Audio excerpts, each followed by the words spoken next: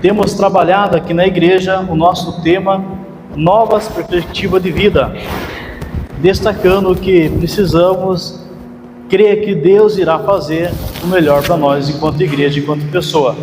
Temos caminhado no Evangelho de Lucas e hoje nós estamos no capítulo 4 e nós iremos encerrar o capítulo 4.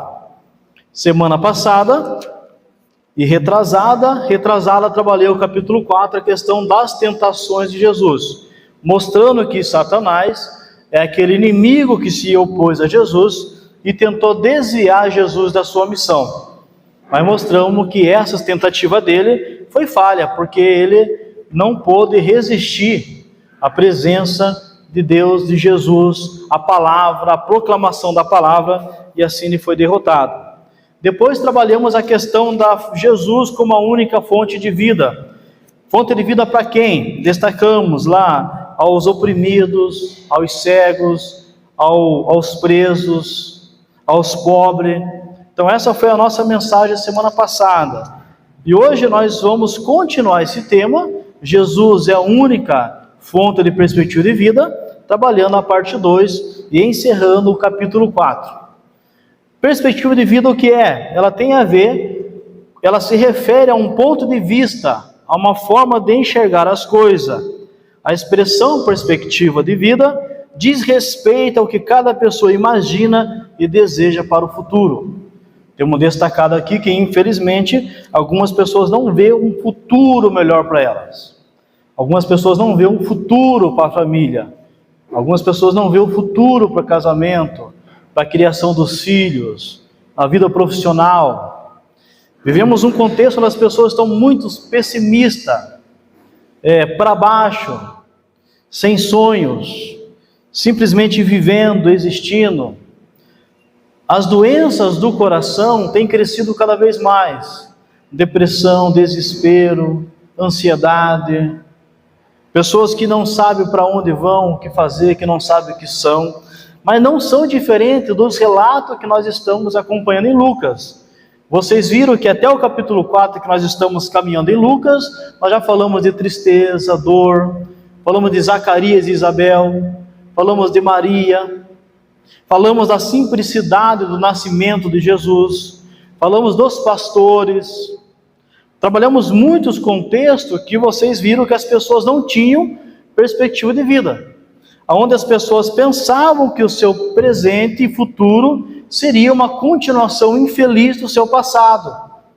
Pessoas que se prenderam a sentimentos e emoções, e por estarem presas a esses sentimentos, elas não conseguiam olhar para frente e seguir em frente. Então o Evangelho de Lucas é o Evangelho da nova perspectiva de vida, onde as pessoas que se encontram com Jesus recebem cura, restauração e recebe nova perspectiva de vida. Pessoas que erraram, que falharam e que achavam que a vida se restringiria àquele erro e que achavam que não havia mais recomeço. Então Jesus, como fonte de perspectiva de vida, é nós sabendo que é possível recomeçar a partir da onde estamos, e não importa o que aconteceu, Jesus nos alcança. Então, em Jesus, nós recebemos nova perspectiva de vida. E o nosso texto de hoje é Lucas capítulo 4, a partir do verso 31. Lucas 4, a partir do verso 31. E nós vamos destacar duas histórias. Um homem possesso de demônio e a sogra de Pedro. Essas serão as nossas duas histórias para trabalharmos hoje. Verso 31 do capítulo 4 começa dizendo assim: Estava na sinagoga um homem, possesso de demônio, um espírito imundo, o qual exclamou em alta voz, falando para Jesus: Ah, que temos nós contigo, Jesus de Nazaré? Vieste para nos destruir? Eu sei quem és, o Santo de Deus. Jesus o repreendeu: Cala-te e sai dele. E o demônio jogou-o no chão, no meio do povo, e saiu dele, sem lhe fazer mal. Veio o espanto sobre todos, e diziam entre si: Que palavra é esta?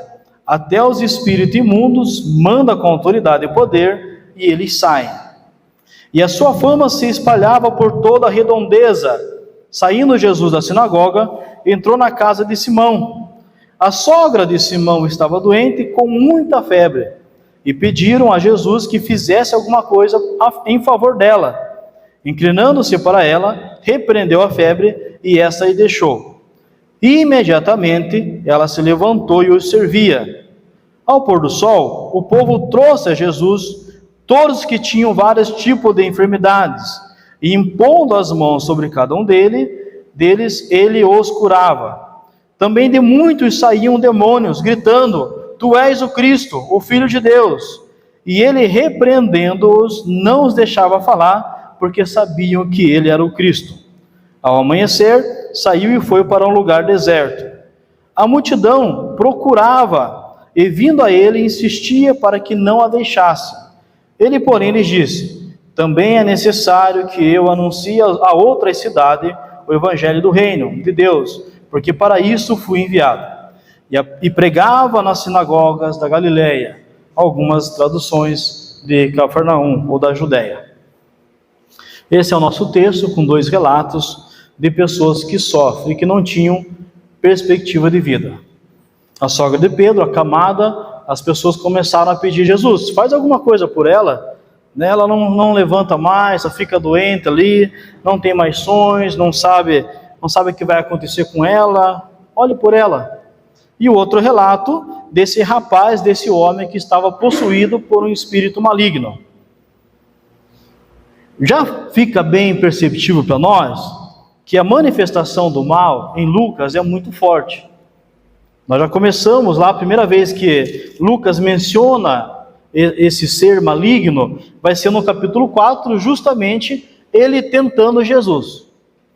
Mas como ele foi vencido nessas tentações, ele continua a se opor a Jesus, muitas vezes fazendo as pessoas sofrer, como é o caso aqui desse homem que é um homem possesso de demônio, do espírito imundo. E aqui a gente precisa fazer algumas considerações, pelo menos 2. A primeira é entender que não podemos exagerar na ação do inimigo sobre a vida das pessoas e na sociedade, como se ele fosse um ser onipotente, onisciente, que tudo sabe e tudo controla. Não é assim que a Bíblia nos relata. O outro momento é ignorar que esse ser existe. Achar que tudo é uma questão de psicologia, uma questão social, de maldade, e ignorar a presença desse ser. Como cristão, se a gente ignorar que esse ser existe e faz mal, nós estamos ignorando o próprio relato de Lucas e a própria narrativa bíblica, que denuncia que existe um agente da maldade. Que o mal tem um agente, que tem anjos que se uniram a ele, se rebelaram, que caíram e que fazem mal. Então nós vamos transitar nessas 2 verdades. Existe um mal, mas não é um mal que consegue fazer oposição a Deus. Vocês viram ali que o demônio falou: Jesus, vieste me atormentar? O que você está fazendo aqui? Então você percebe que todas as vezes que Jesus confronta-se com o demônio tem medo, o demônio pergunta, o demônio faz pedido. Nós vamos citar depois o Gadareno, ele fala: Jesus, manda que a gente entre nos porcos. Ou seja, você não percebe um inimigo lutando de cara a cara com Jesus, mas um ser vencido e submisso à presença de Deus. Então falar de nova perspectiva de vida é saber que Jesus tem poder para lutar contra aquilo que faz mal. E aqui é citado 2 agentes da maldade, né? Você vai ter a própria possessão demoníaca e você vai ter a doença, que faz mal para o ser humano. Então Jesus tem poder sobre os espíritos imundos, mas também tem poder sobre a doença, sobre a vida, sobre a morte. Então nós vamos trabalhar o sentido de que Jesus é a única fonte de nova perspectiva de vida. Por quê? Porque ele tem autoridade e poder sobre o mal. Ele tem autoridade e poder para nos livrar do mal. O mal existe, o mal é real. E ele sai muitas vezes nos jornais, sai muitas vezes no noticiário. Muitas coisas que acontecem têm a ver com a maldade do coração humano, com a frieza. Mas tem muitas coisas que acontecem que vão além dessa maldade. E você precisa entender que tem forças que lutam contra a nossa vida, que lutam contra a nossa família, que lutam contra nossos sonhos, que lutam contra a igreja. São coisas que tentam puxar a vida da gente para baixo. E esses seres só são vencidos no nome de Jesus. Paulo fala em Efésios 6 que a nossa luta não é contra sangue e carne, mas é contra quem? Os espíritos que atuam na esfera celestial e que atuam nos filhos da maldade. Então existe. Então nós precisamos entender que Jesus tem autoridade sobre o mal. E aqui Jesus vai ter esse embate. Então a primeira mensagem aqui, o primeiro momento é que Jesus confronta o mal e Jesus liberta as pessoas. E que tem muitos sentimentos que as pessoas carregam que não é o psicólogo que vai resolver. Tem muitos que o psicólogo resolve, sim. Tem muitos que o médico resolve, sim. Tem muitos que o psiquiatra resolve, sim. Mas tem muitos que eles não resolvem. Precisa da intervenção de Jesus. Então nós não podemos ir para os extremos. Não podemos negar a importância de um cristão passar por um tratamento. E qualquer tipo de tratamento. Mas também não podemos abrir mão da oração, da intercessão e de usar o nome de Jesus. Então Jesus tem poder e autoridade sobre o mal. Verso 34 e 35. Vou começar no 33. Estava na sinagoga um homem possesso de demônio, um espírito imundo, o qual exclamou em alta voz: que temos nós contigo, Jesus de Nazaré? Vieste para destruir-nos? Eu sei quem és, o Santo de Deus. Jesus o repreendeu, dizendo: cala-te e sai dele. Então Jesus é a única fonte de autoridade, de nova perspectiva de vida, porque ele tem autoridade pelo mal. Ele fala: cala-te e sai dele. Aqui então a Bíblia vai denunciar esse ser chamado Satanás e seus anjos, que nós já vimos no capítulo 4, verso 2. Lá no 4:2 diz que por 40 dias foi tentado pelo diabo. Então a Bíblia denuncia esse ser. Diabo significa agente difamador, opositor. O diabo e os seus anjos são agentes de dúvida. Capítulo 4, verso 3, disse-lhe o diabo: se tu és o Filho de Deus. O verso 9, o diabo levou a Jerusalém, colocou na parte mais alta do templo e disse: se tu és o Filho de Deus. Então como que o diabo age? Trazendo dúvida. Se você é filho de Deus, Jesus faz isso. Mas também, será que Jesus te ama? Será que tem jeito para a tua vida? Será que realmente você merece ser feliz? Será que você merece viver? O diabo é um agente da dúvida, da maldade, que semeia no coração das pessoas dúvida em relação à sua própria existência. Será que você merece viver? Será que você precisa ficar nesse casamento? Será que você é digno desse casamento? Alguém que semeia a dúvida. Será que Deus te ama? Não sei não se Deus pode amar você. Será que você merece ser feliz? E, infelizmente algumas pessoas escutam esse ser e pensam: eu nasci para sofrer mesmo, eu estou aqui para pagar meus pecados, eu estou aqui porque eu devo ter feito alguma coisa. Então essas são vozes de Satanás, que como estão fazendo com esse homem, mantém essas pessoas presas. Então eles são agentes de dúvida. Mas também são seres que podem controlar as pessoas. O verso 33, do capítulo 4. Então estava na sinagoga um homem possesso. E também o verso 35. Jesus o repreendeu, cala-te e sai dele, e o demônio jogou no chão, no meio do povo. Então ele controla tantas pessoas que foi capaz de jogar esse rapaz ao chão. Então ele controla as pessoas. Então o inimigo está aí, controlando vidas, controlando pessoas. Jogou no meio. Qual o objetivo? Fazer passar vergonha, expor, deixar vulnerável. Então além dele lançar dúvida, será que você merece ser feliz? Ele joga e fala: está vendo quem é você? Você só passa vergonha. Você tem que ficar comigo. Está vendo? Eu te joguei lá, você é um fraco.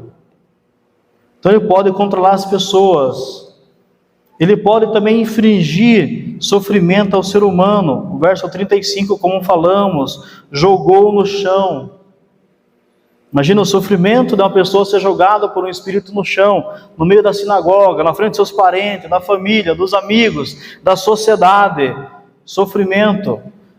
Lucas 8, 27 também vai fazer essa narrativa. Vai dizer assim, falando do gadareno, Lucas capítulo 8, verso 27. Quando Jesus pisou em terra, saiu no encontro, dentro da cidade, um homem que desde muito tempo estava possesso de demônios e não andava vestido, nem habitava em qualquer casa, mas morava nos sepulcros. Então esse homem era uma vítima de Satanás e os seus agentes da maldade. Então ele pode controlar as pessoas e pode infligir também sofrimento ao ser humano.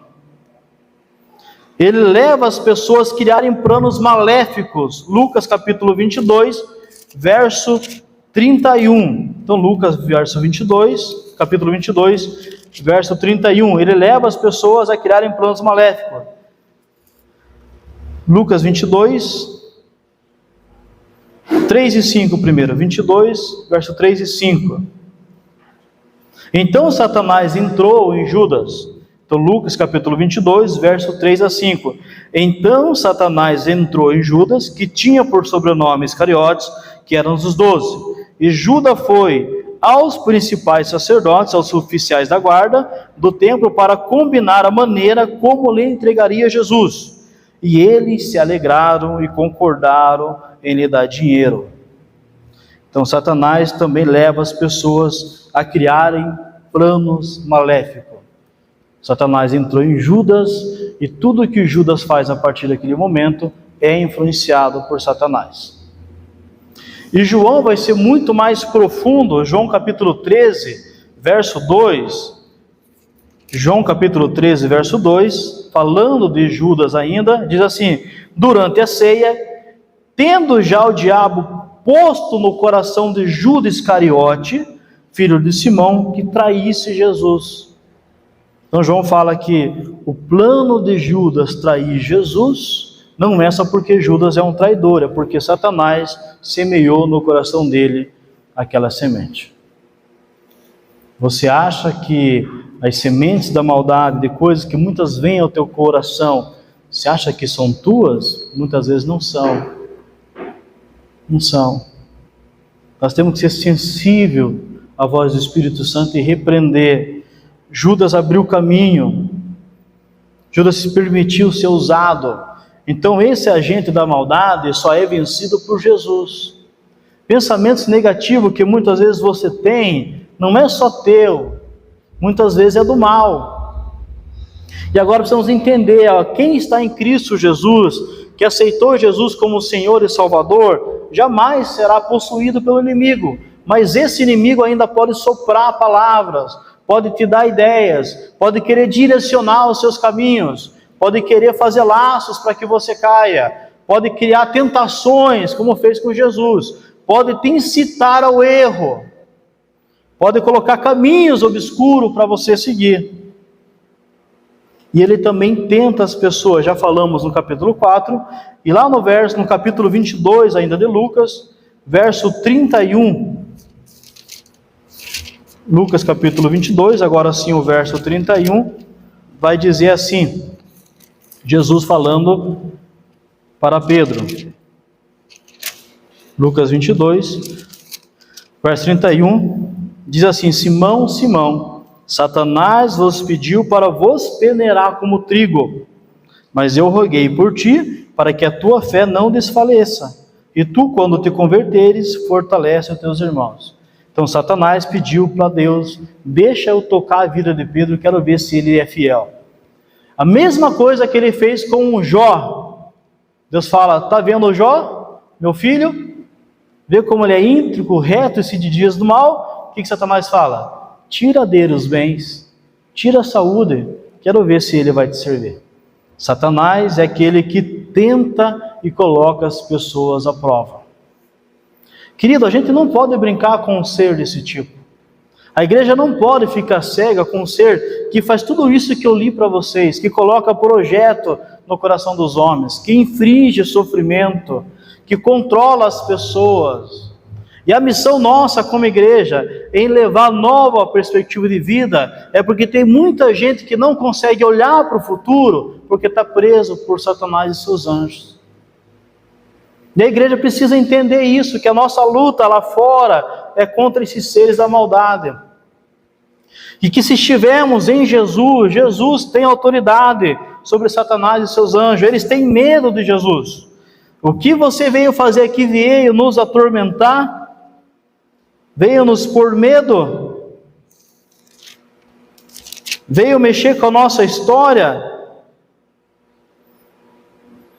E várias vezes eles vão repetir isso, várias vezes eles vão colocar essas coisas aí, fazendo essa pergunta, por exemplo, lá o capítulo 8, 28. Vendo Jesus, prostrou-se diante deles, clamou dizendo em alta voz: que tenho eu contigo, Jesus, Filho do Deus Altíssimo? Peço-te que não me atormentes. Quando a igreja está centrada em Jesus, ela atormenta o inferno. A igreja não precisa ter medo do diabo e seus anjos, porque em Jesus o mal fica com medo da igreja. E aqui você começa a entender aquela expressão: as portas do inferno não prevalecerão contra a igreja.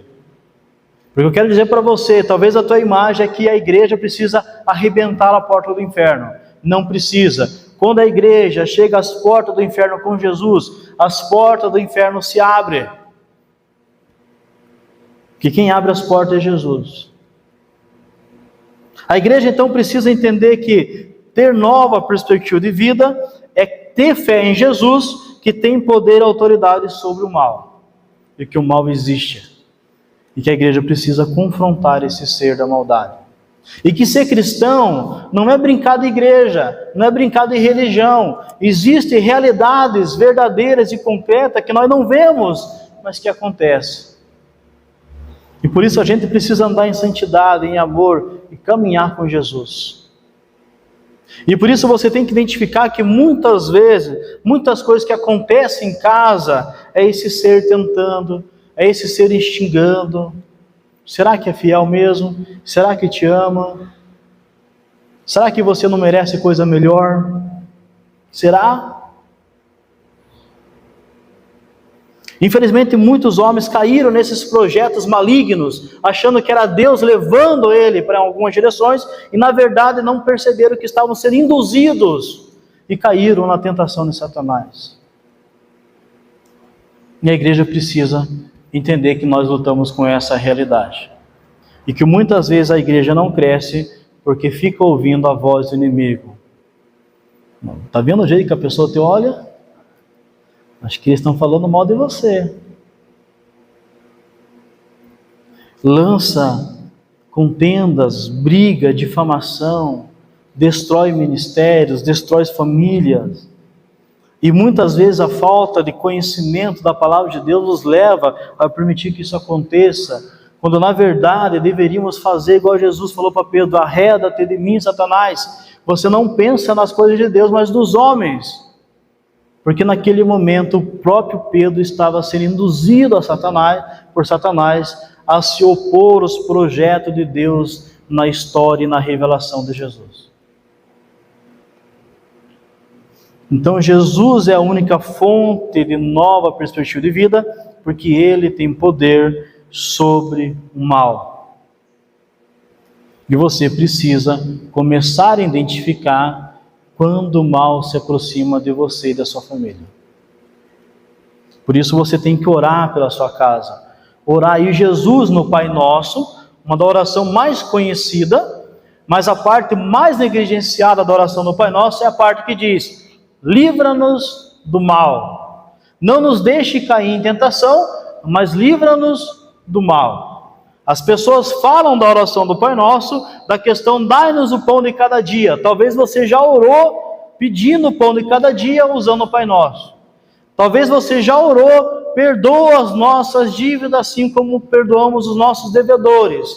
Mas pode ser que você nunca orou, livra-nos da tentação, livra-nos do mal. Porque talvez você não está vendo que o inimigo tem muitas vezes trabalhado, criado um cenário para não permitir que você cresça e se desenvolva com Deus. Para não permitir que você ame a Jesus. Para não permitir que a tua vida seja transformada, porque Ele quer fazer o quê? Que a tua vida fique exposta, que você passe vergonha e que as pessoas desacreditem de quem você pode ser. Então nós precisamos lutar contra o mal. Como que eu luto contra o mal? Me envolvendo com Jesus. Você precisa de Jesus. Você precisa de Jesus. Você precisa se envolver com Jesus. E como eu já falei para vocês na pregação sobre a tentação de Jesus, o inimigo não vai aparecer de um jeito feio. Ele vai aparecer do jeito que você gosta, com palavras que você gosta, com psicologias que você gosta, da maneira que ele sabe que você vai ouvir. Então Jesus tem poder e autoridade sobre o mal. Você precisa se associar a Jesus. Você precisa orar pelas pessoas. Muitas vezes as pessoas estão sendo enganadas. Muitas vezes o marido, a esposa, o filho. Muitas vezes não é só brigar, não é corrigir, é orar. Deus abre o olho, abre o coração. Esse menino vai cair nas garras do inimigo. Liberta o meu filho. Não deixe ele pegar esse caminho.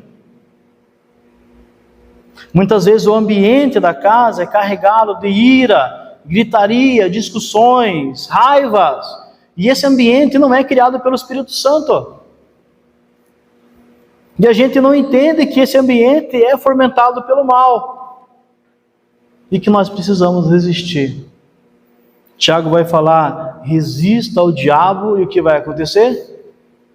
Ele vai fugir de você. Não é para você sair demonizando tudo. Cai uma vassoura em casa, o diabo! Não é isso. Não é isso. Não é isso, mas é você ter sabedoria que existe um ser da maldade que está atuando na sociedade e que não quer que você cresça e que você saiba quem você é e o que Deus quer para a tua vida e para a tua família e quer que você continue com a vida sem saber para onde ir, vivendo de qualquer jeito, esperando que algo aconteça. Esse tipo de pessoas são presas fáceis para esse inimigo, igual aconteceu com Judas. Alguns vão dizer que Judas tinha a perspectiva que Jesus assumisse um reino terreno, mas quando isso não aconteceu, a falta de perspectiva de Judas em relação ao reino de Deus fez dele uma presa fácil para Satanás, que coloca no coração dele, trai o seu mestre. É impensável alguém trair o outro. Quando isso acontece, é alguém que está seguindo conselhos de Satanás. Traia, engane. Porque Deus não faz essas coisas. Então, para você ter uma perspectiva de vida centrada no reino de Deus, você precisa se associar a Jesus e começar a orar. Livra-nos de cair em tentação e livra-nos do mal. Livra-nos do mal. Jesus tem autoridade sobre Satanás e seus anjos. Jesus destrói todas as prisões do inimigo. Você precisa de Jesus para vencer o mal. Jesus é a nossa salvação e libertação. Por isso é a única fonte de nova perspectiva de vida. Só Jesus. Por isso que a igreja precisa estar fundamentada em Jesus. Nenhum outro nome na terra tem autoridade para expulsar demônio e Satanás. Nenhum. Só Jesus consegue libertar as pessoas. Restaurar. Segundo momento, Jesus é a nossa única fonte de nova perspectiva de vida. Ele tem poder e autoridade para nos levantar. E aqui nós chegamos na sogra de Pedro, verso 39. Inclinando-se para ela, repreendeu a febre, e esta deixou imediatamente, se levantou e o servia. Então Jesus tem poder para libertar as pessoas da garra de Satanás, tem poder para desfazer os projetos do inimigo, tem poder para repelir a maldade e também tem poder para nos levantar. A sogra de Pedro estava acamada, doente. Jesus chega para ela, repreende a febre e ela imediatamente se levantou e servia. Ela estava doente, indisposta, sofrendo, mas Jesus a restaurou. Talvez você está vivendo um momento da vida que você está indisposto, que você não consegue se levantar, que você não consegue viver. Jesus é a única fonte de nova perspectiva de vida, porque Ele tem poder e autoridade para nos levantar, nos libertar, como fez com a sogra de Pedro.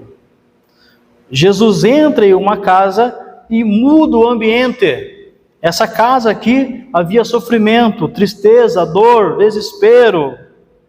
Mas Jesus entrou ali e mudou o ambiente. Restaurou a família. Ela levantou-se imediatamente.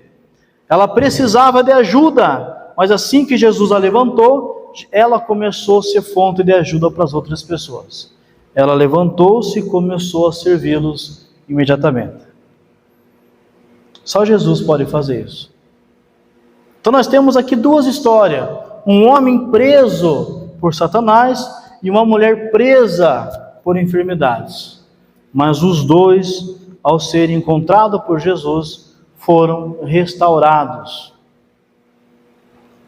Jesus é a única fonte de nova perspectiva de vida. O homem preso por Satanás foi livre. A sogra de Pedro foi curada, restaurada e levantada. E a lógica é que você percebe que os dois receberam nova perspectiva de vida. Imagina aquele homem vivendo a partir daquele dia sem estar preso por Satanás. Imagine a sogra de Pedro vivendo a partir daquele dia sendo restaurada por Jesus. Ganha um novo aspecto de vida. Ganha uma nova motivação para viver. Ganha uma nova motivação para existir. Talvez o que falte para você ter motivação para viver, para existir, para assumir a vida, para lutar pelos seus sonhos, para lutar para a tua família, é ser tocado por Jesus. É receber de Jesus autoridade e poder para enfrentar o mal. Se associar e aceitar Jesus como seu Senhor, mas também como Salvador. E perceber que Jesus transforma a realidade, transforma lares. Talvez a tua casa não experimentou transformação ainda, porque o seu compromisso com Jesus não é o que deveria ser. E você ainda tem dúvida, e você ainda permite que o inimigo muitas vezes fala, será? Será que Jesus é o único caminho? Será que Jesus é a única solução? Será que eu não posso colocar outros elementos no lugar de Jesus? Será? E talvez você não se levante, porque você não deixa Jesus te levantar, não deixa Jesus te restaurar. Então em Jesus a gente recebe nova perspectiva de vida, porque Ele tem autoridade sobre o mal, e Ele tem autoridade para nos pôr de pé. Jesus tem poder e autoridade para fazer isso, mas você precisa se entregar com Jesus. Você precisa ter uma aliança com Jesus. Você precisa entender que a igreja vai além desse espaço, que a igreja vai além do domingo pela manhã ou quarta-feira à noite, que a igreja tem que acontecer em casa, que você tem que orar em casa, que você tem que buscar a Deus em casa, que você tem que mudar as suas palavras, que você tem que aprender a elogiar em vez de xingar, que você tem que aprender a abençoar em vez de amaldiçoar, que você tem que ver a qualidades ao invés de defeitos, e que você tem que falar, Jesus, essa casa pertence ao Senhor também, muda a nossa história. E aquela casa ali, vocês vão ver que depois, os vizinhos começaram a trazer os doentes para a casa da sogra de Pedro. Quando viram o que Jesus fez por ela, os vizinhos começaram a buscar ajuda na casa da sogra de Pedro, porque ali tinha libertação. Como cristão, que nós temos que orar que a nossa casa seja referência de libertação e restauração. Que os vizinhos possam ver a diferença da sua casa, possam perceber a diferença da sua vida. porque Jesus está fazendo coisas tremendas na sua família.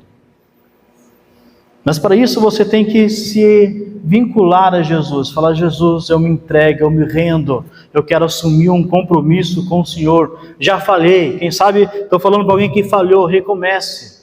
Em Jesus há recomeço. Em Jesus nós podemos mudar. Em Jesus nós podemos recomeçar. E recomeçar de uma maneira tão profunda, tão perfeita, tão restaurada, que as pessoas não vão lembrar do que aconteceu no passado, porque o presente será muito melhor. E pessoas que ficam presas ao passado é porque não conseguem algo melhor no presente e acham que a vida se resume ao passado. Mas eu tenho falado para vocês que o que define a nossa vida não é o passado, é a graça de Deus, é a presença de Deus. Porque Deus não está preso ao passado, ao presente, ao futuro. Deus é eterno.